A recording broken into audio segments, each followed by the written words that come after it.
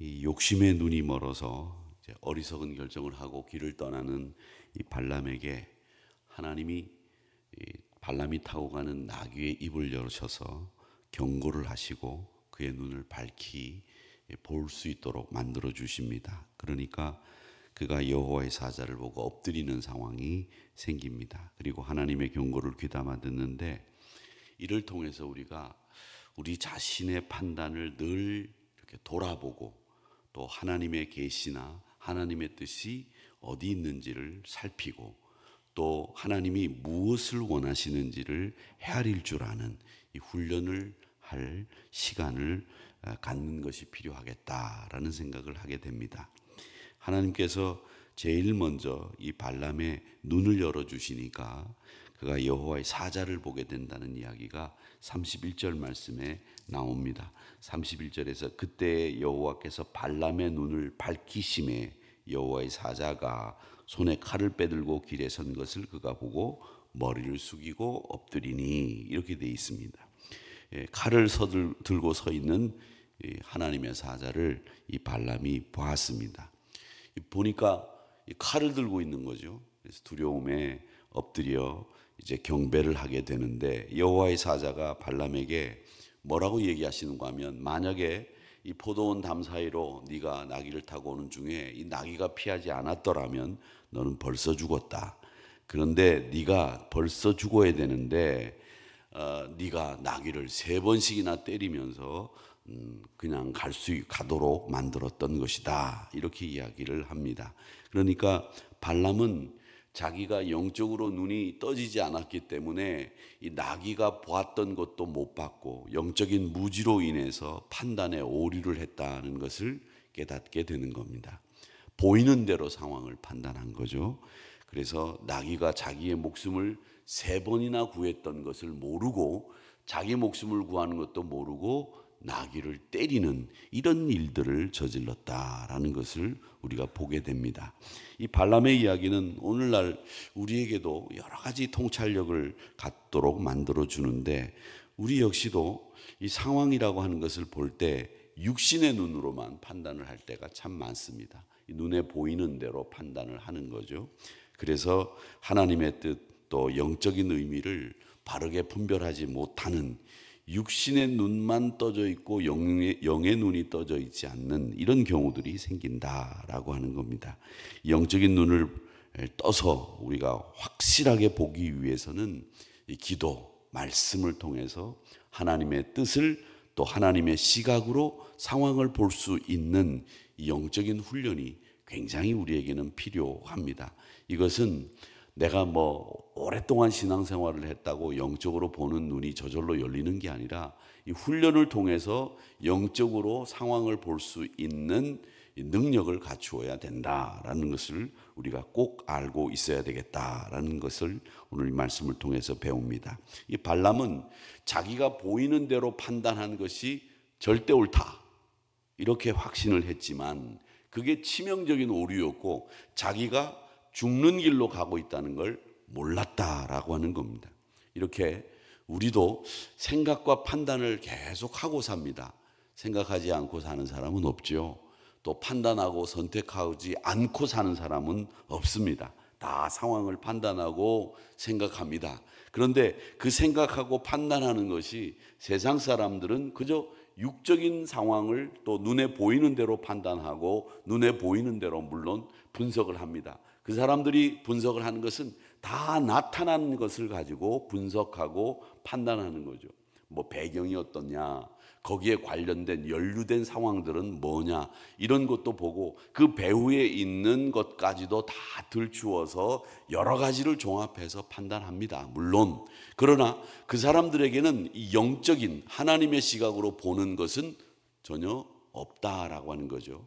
그런데 우리는 물론 전후, 좌우, 사정도 보고 또 배후도 보고 또 일어날 일들도 생각하면서 다 전반적으로 훑어보지만 거기에 우리는 뭘 더하느냐 하면 하나님의 시각으로 볼 수 있는 능력을 더하고 하나님의 영적인 능력을 의지해서 그 영적인 시각으로 바라볼 수 있는 이런 사람들이 우리 그리스도인들이다라고 하는 겁니다.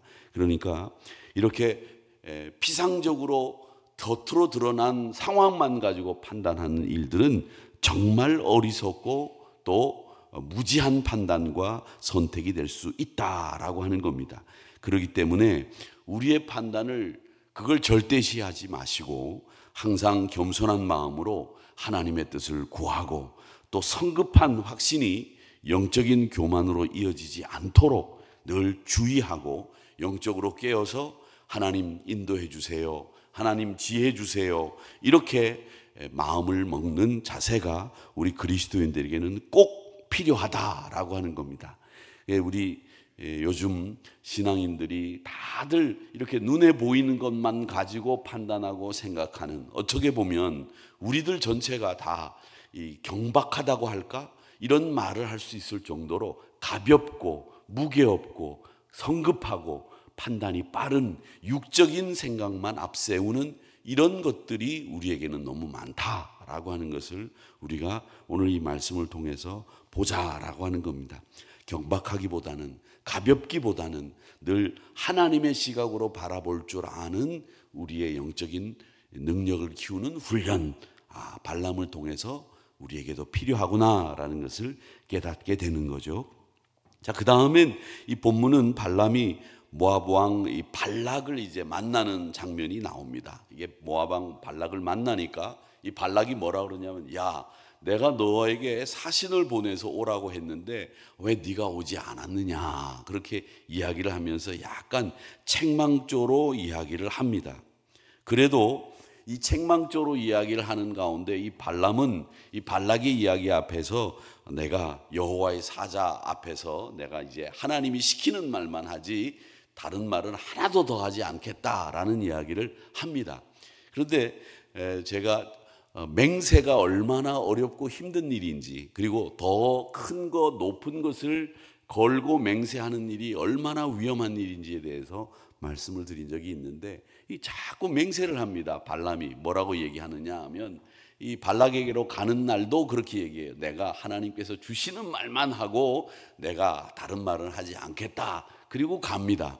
발락을 만나러 출발을 할 때도 그렇게 하고, 또 오늘 여기 발락을 만나는 자리에서도 그렇게 얘기합니다. 내가 하나님이 주시는 말만 하겠다, 이렇게 맹세를 해요. 근데 여러분 잘 생각하셔야 됩니다. 여러분, 맹세를 하고, 야, 내가 오늘 저기 가는데, 내가 친구들하고 술 먹는 자리에 가는데 내가 오늘은 술을 입에도 안 댈 거야, 이렇게 맹세를 하고 갑니다. 갔는데 처음에는 가서, 야, 너 요즘 교회 다닌다며? 그래, 교회 다녀. 야, 그래 친구들 오래간만에 만났는데 그래, 한잔 해라. 그럼, 아니야, 내가 오늘 여기 나오기는 했지만, 너희들 만나고 싶어서 나오긴 했지만 내가 오늘 이제 교회를 다니기 시작했으니까 술은 일절 입에 안 될 거야. 아, 그래요? 야, 너 대단하다. 와, 너 정말 교회 다니면서 사람 많이 변했구나. 이렇게 시작을 해가지고 한참 흘러가다가 이 맹세가 깨지는 상황들이 발생을 하는 거죠. 여러분, 맹세를 하고 가시겠습니까? 맹세를 하지 않고 안 가겠습니까? 굉장히 어려운 질문인가 보네요. 아침에 여러분들이 아침에 머리 쓰시는 것이 굉장히 힘드실 것 같은데, 맹세를 하고 가는 것보다 맹세도 안 하고 안 가는 게 낫습니다. 사람의 맹세는 늘 그것은 내 지금 상황에서 내 마음의 의지일 뿐이지, 그 의지가 깨지는 일들이 참 많다는 겁니다. 얼마나 많은지 모릅니다. 제가 밀가루를 굉장히 좋아합니다. 어느 권사님이 저한테 그래요. 목사님, 건강하시려면 밀가루 끊으세요. 야, 진짜 밀가루 끊어야 되겠다.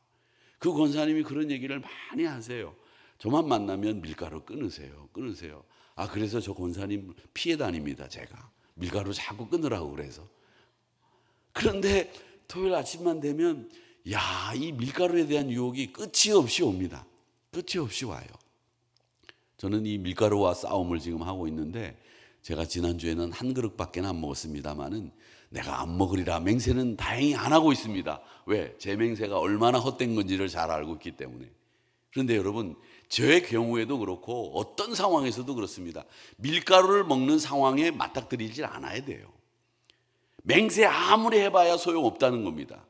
그러니까 맹세하고 가는 것보다 맹세도 하지 마시고 가지도 마셔야 됩니다. 그러니까 발람은 지금 여기서 맹세를 하고 갔어요. 내가 하나님이 말씀만 전하겠다. 내가 하나님이 주시는 말만 전하겠다. 그리고 떠났습니다. 그런데 아예 그런 맹세도 하지 말고 가지도 말았어야 된다는 거죠. 그리고 오늘 여기 나와서 이 발람이 발락을 만나가지고 또 얘기해요.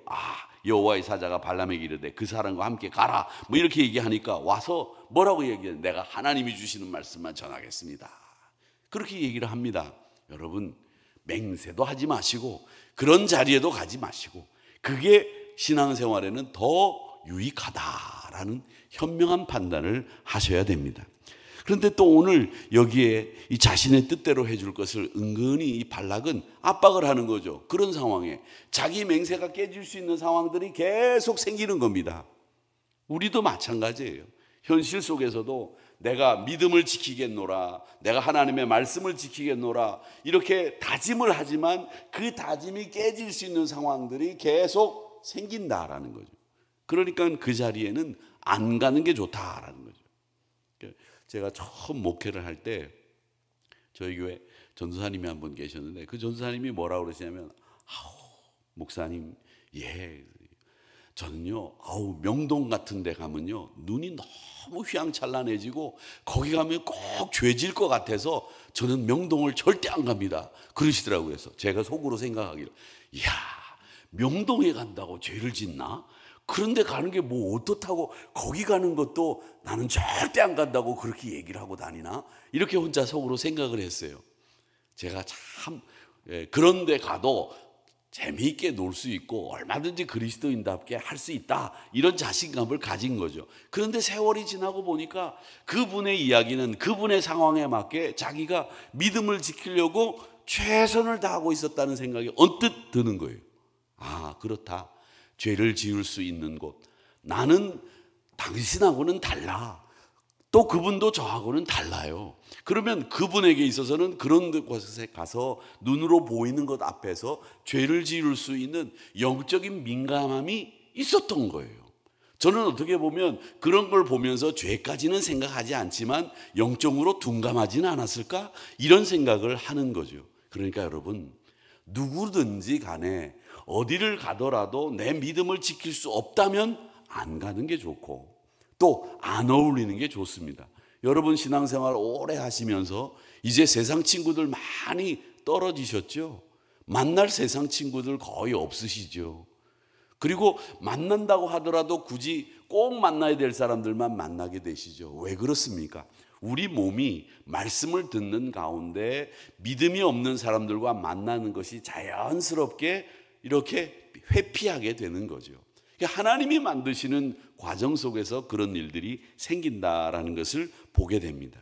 자, 그렇게 되면서 이 발람은 오직 하나님이 주시는 말씀만을 전할 것을 선언을 하는데 자신에게는 능력이 없고 하나님이 주시는 말씀만 할 수 있을 뿐이라고 그렇게 말을 합니다. 물론 이 선언은요 온전한 믿음에서 나온 고백이 아니에요. 하나님의 경고가 두렵고 오면서 하나님의 사자가 칼을 빼들고 여차하면 자기를 죽이려고 하는 이런 두려움이 있기 때문에 입조심을 한 거죠. 그렇다고 하면 하나님의 백성은요 더더욱 하나님의 뜻을 먼저 묻는 일이 우선이고 자신의 판단이나 자신의 생각을 따라하지 않는 것이 맞죠. 성급한 말은요 늘 문제를 더 크게 만듭니다. 그렇기 때문에 우리가 가지고 있는 핸드폰이 문제를 만드는 주 요인이고 아주 그 범인이 바로 핸드폰입니다. 그러니까 여러분 무슨 말을 듣고 무슨 상황이 생길 때 핸드폰을 들어서 빨리빨리 전화하고 신속하게 일을 해결해야 된다고 그렇게 마음 잡수시지 마세요. 그렇게 내 상황이 생겨서 빨리 말을 하는 것은 언제나 문제를 키우고 언제나 상황을 좋게 만드는 법보다 나쁘게 만드는 법이 훨씬 더 많습니다. 성급한 말은 여러분 항상 우리의 가벼움을 드러내고 문제를 키우지만 신중한 말은 우리를 지혜롭게 만들어준다라고 하는 것을 꼭 알고 계셔야 됩니다. 그래서 말 많이 하는 것이 좋은 것 같죠. 말 많이 하는 것이 소통하는 것 같죠. 여러분 소통은 말을 많이 해서 소통이 되는 게 아닙니다. 정말 소통이 되는 사람은 눈만 봐도 소통이 됩니다. 그분의 마음을 알아요. 그러니까 말을 많이 한다고 소통이 된다고 하는 이야기들 하시는 분들 계시는데 저는 거기에 찬성하지 못합니다. 이렇게 바라만 보고 있어도 소통이 되는 분들이 있다는 거죠. 그게 진짜 소통이에요. 얼굴 표정만 보고도 소통이 되는 게 소통이죠. 말 많이 하는 건 정보 교환일 뿐입니다. 그렇기 때문에 우리 믿음의 사람들은 성급한 말보다는 신중한 말을 택하는 것을 여러분 우리가 그렇게 하기로 결정하셔야 됩니다.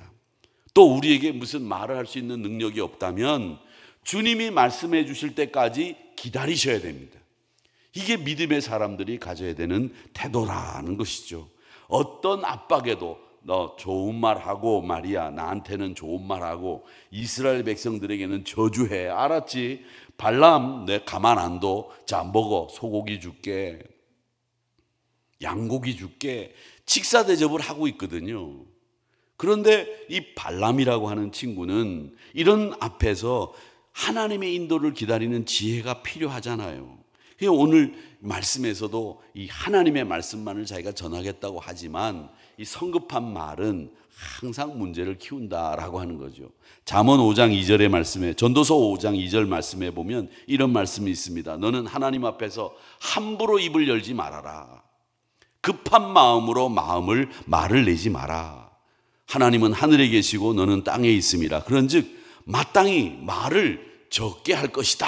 이게 전도서 5장 2절에 나오는 말씀입니다. 안 뜨네요. 전도서 5장 2절 말씀입니다. 말을 성급하게 할 필요가 없습니다. 함부로 입 열지 말고 급한 말 하지 말고 너는 땅에 있다. 하나님은 하늘에 계시다. 그러면서 마땅히 말은 적게 해라. 이렇게 말씀하셨어요. 근데 우리는 땅에 있는데도 불구하고 하늘에서 모든 걸 다 굽어 살펴보는 것처럼 다 아는 것처럼 말한단 말이죠. 이렇게 얘기할 때는 말을 많이 혼자 하고 있는 제가 제일 문제죠. 말을 제일 오늘 많이 하고 있지 않습니까? 입을 닫고 귀를 열게 하시는 하나님, 이것을 우리는 오늘 판단해야 되겠다. 이게 발람은 나귀의 갑작스러운 행동을 이해하지 못하고 자신의 눈에 보이는 대로 판단을 해서 나귀를 3번씩이나 때렸습니다. 그러니까 하나님이 그의 눈을 밝혀주시니까 하나님의 사자를 발견한 후에 자신의 판단이 얼마나 어리석었는지를 깨닫게 됐다라고 하는 겁니다. 이제 전도서 5장 2절 말씀 뜨네요. 보시고 이 말씀 잘 기억하시기를 바랍니다.